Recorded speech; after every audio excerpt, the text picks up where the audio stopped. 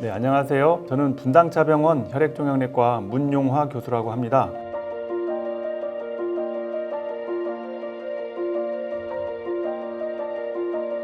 오늘은 암 치료 도중에 그리고 암 치료 이후에 여러 가지 합병증들이 나타날 수 있는데요. 그 중에서 림프 부종에 대해서 재활의학과 서미리 교수님을 모시고 여러분과 함께 자세히 이야기를 나눠보도록 하겠습니다. 네, 교수님 자기소개 부탁드립니다. 안녕하세요. 저는 분당차병원 재활의학과 서미리입니다.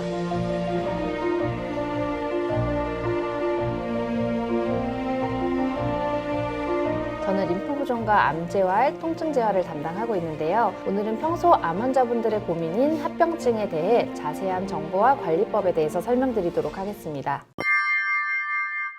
교수님, 저는 주로 유방암 환자들과 부인암 환자를 치료하고 있는데요. 유방암 환자들이 유방 수술 그리고 겨드랑이 림프절 수술을 하고 나서 그리고 부인암 환자들이 골반 내 장기 수술을 하고 나면 팔이 붓는다, 다리가 붓는다라는 증상을 굉장히 많이 호소를 하십니다. 이런 걸 저희가 림프 부종이라고 말을 하잖아요. 림프 부종이 왜 생기는 건가요? 림프 부종은 림프계의 순환에 문제가 생기면서 신체 일부가 심하게 붓는 증상을 말합니다. 림프는 목, 겨드랑이, 배, 서해부, 가슴 부위에 걸쳐 정맥으로 연결되어 있는데 이 림프액은 림프계를 순환하면서 노폐물 배출과 면역 기능에 관여합니다. 암 환자에게서 림프 부종이 많이 발생하는 이유는 암 수술 시에 암 세포의 전이를 예방하기 위해 잘라낸 림프절 주위로 림프액 순환이 잘 이루어지지 않기 때문입니다. 특히 유방 절제술과 겨드랑이 림프절 절제술을 함께 시행한 환자거나 부인암 수술과 골반 림프절 절제술을 동시에 시행한 환자의 경우에는 림프 부종이 발생할 가능성이 높아지게 됩니다. 림프 부종은 빠르게는 수술 직후부터 수술 후 몇 년까지도 발생할 수 있습니다. 그렇지만 50% 이상의 림프 부종은 수술 후 1년 내에 가장 많이 발생하는 것으로 되어 있고요. 그래서 보통은 수술하시고 나서 1년 이내를 가장 조심해 주시되 그 이후에도 꾸준한 관리가 필요합니다. 말씀 들어보니까 림프 부종이라는 병은 조기에 빨리 치료하는 게 중요할 것 같은데요. 림프 부종을 진단하려면 어떤 검사가 필요한가요? 림프 부종이 발생했을 때 나타나는 증상들에 대해서 잘 아시면 좋을 것 같은데요. 우선은 팔다리가 당기거나 조이는 느낌, 신체 부위에 힘이 약하게 느껴지거나 무거운 듯한 느낌이 드실 수도 있고요.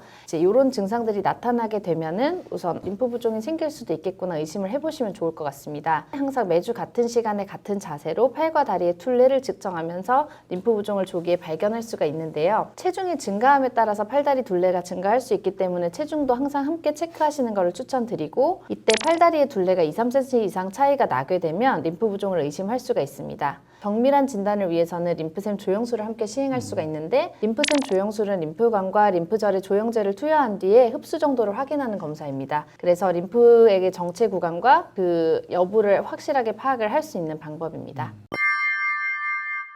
암 치료를 위해서는 암 환자들의 병기를 알아야 되거든요. 뭐 1기냐, 2기냐, 3기냐 이런 병기가 굉장히 중요한데 혹시 림프 부종을 치료할 때도 이런 병기를 구분을 하나요? 네, 림프 부종에서도 암과 마찬가지로 병기를 정해서 치료의 기준으로 삼습니다. ISL이라고 해서 국제 림프학 협회에서 정한 병기를 가장 많이 이용을 하고 있는데요. 0기는 림프계 손상이 발생했지만 증상이 없는 단계로 암 환자분들께서 모든 림프 관련 수술한 환자들이 여기에 속하게 됩니다. 1기부터는 조직에 림프액이 쌓이기 시작하는 증상이 처음 나타나게 되는데 이때는 꾹 눌렀을 때 피부가 쑥 들어갔다가 천천히 올라오는 함요 부종 증상이 나타날 수도 있습니다. 부종은 자고 일어나면 좋아지는 등의 가역적인 양상을 보이게 되는데 2기로 넘어가게 되면서 점차 부종이 쌓이게 되고 부종 조직의 섬유화가 진행되면서 자고 일어나도 회복되지 않는 양상을 보이게 됩니다. 3기가 되면 피부가 아예 섬유화가 되어서 마치 코끼리 다리처럼 두꺼워지게 되고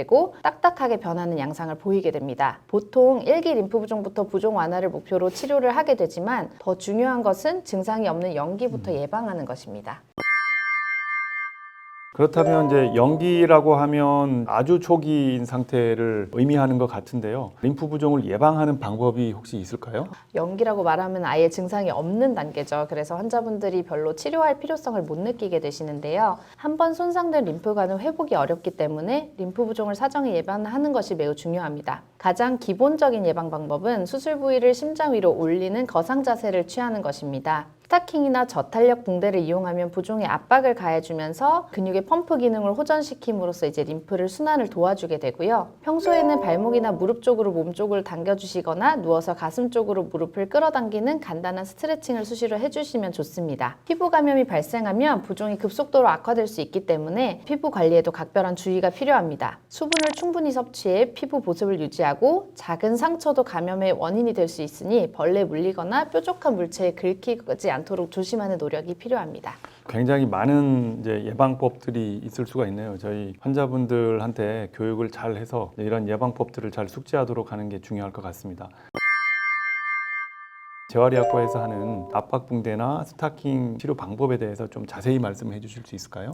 네. 림프 부종 클리닉에서는 암 치료 과정에서 발생할 수 있는 림프 부종을 평가, 진단하고 치료하기 위해서 힘쓰고 있습니다. 이 중에서도 특히 압박 스타킹이나 압박 붕대를 이용한 압박 치료는 림프 부종 치료에 있어서 가장 중요한 부분을 차지합니다. 보통 0기에서 1기는 압박 스타킹으로 부종 예방 및 관리를 하고 2기부터는 20시간 이상 압박 붕대 사용을 권장하지만 사실 현실적으로 이렇게 붕대를 20시간 이상 착용하는 게 어렵거든요. 이렇게 붕대를 둘둘 감고 일상생활 하시는 거가 상당히 어렵기 때문에 저희가 이럴 때는 이제 밤에는 압박 붕대를 감고 주무시고 일어나서 낮에 생활할 때는 압박 스타킹을 착용할 것을 권해드리고 있습니다. 저희 림프 부종 클리닉에서는 환자 팔이나 다리 둘레 측정을 통해서 적합한 사이즈의 압박 스타킹을 처방을 해드리고 필요한 환자분께는 붕대 처방 및 감는 교육도 해드리고 있습니다. 환자분들이 압박 스타킹을 재활의학과에 가서 처방을 받아 오시는데 이제 본인들이 이렇게 시중에서 사도 되는지를 물어보는 분들이 많거든요. 이게 혹시 병원에서 처방하는 거하고 시중에서 구입하는 게 어떻게 다를까요? 사실 시중에서 파는 스타킹과 병원에서 처방하는 스타킹이 크게 다르지는 않은데요. 일단은 가장 큰 차이점은 병원에서 처방받는 스타킹은 보험 적용을 받을 수 있다는 점이 가장 크게 다르겠습니다. 외부에서 구입해서 사용은 하셔도 되시되 반드시 그 적정 압력을 확인하시면 좋을 것 같습니다. 압박 스타킹은 CCL이라고 해서 그 압박 단계를 결정하는 수치가 있는데요. CCL1, CCL2, CCL3 뭐 이런 식으로 나눠져 있습니다.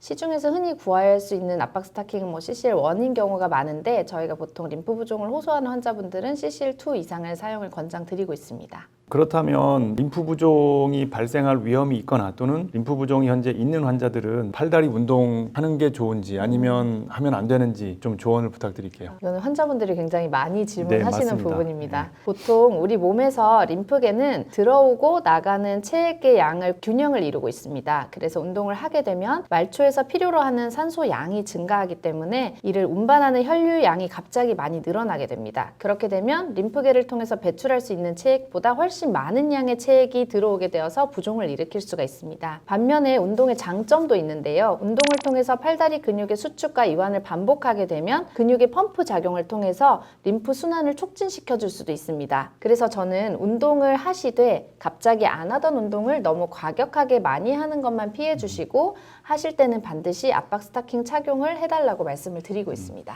운동을 아예 안 하는 건 아니지만 운동을 하되 스타킹을 신거나 또는 압박 붕대를 착용한 상태에서 이제 평상시 하던 운동을 하시는 게 중요하다라는 말씀이신 것 같습니다. 서미리 교수님 오늘 여러 가지 좋은 말씀들 많이 해주셨는데요. 마지막으로 우리 림프 부종으로 고생하시는 암 환우분들께 한마디 도움 말씀 부탁드립니다. 림프 부종은 알고만 계시면 충분히 예방할 수 있고 또 발생하더라도 조기에 치료를 할 수가 있습니다. 그래서 제가 이런 교육이나 동영상을 굉장히 중요하게 생각을 하는데요. 만약에 증상이 있으시거나 부종이 발생할까 봐 걱정되시는 경우에는 혼자 고민하지 마시고 언제든 분당 차병원 림프 부종 클리닉의 문을 두드려 주시기 바랍니다. 오늘은 이렇게 서미리 교수님을 모시고 암 치료 도중에 또는 암 치료 이후에 나타나는 림프 부종의 치료법 그리고 관리법에 대해서 여러분과 함께 이야기를 나눠보았고요. 여러분께 큰 도움이 되셨기를 바라겠습니다. 네, 궁금한 점은 아래 댓글 남겨주시기 바랍니다. 앞으로도 더 유익한 주제로 여러분 찾아뵙도록 하겠습니다. 감사합니다.